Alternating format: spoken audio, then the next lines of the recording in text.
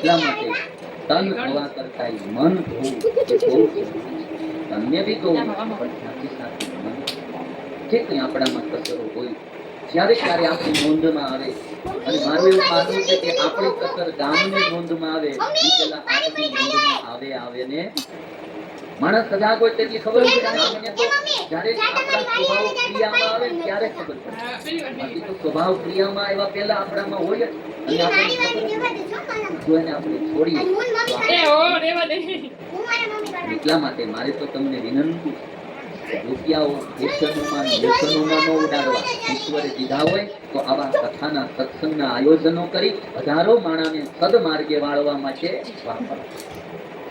આરામજીભાઈ અને આનંદ ભૂદેવ હું તો ઘણી વાર કહું કે મારે ભૂદેવોને તો લેવાનો ધર્મ, અને અમારે રાજેશભાઈ, ઉન્નાભાઈ, વિજયભાઈ આખો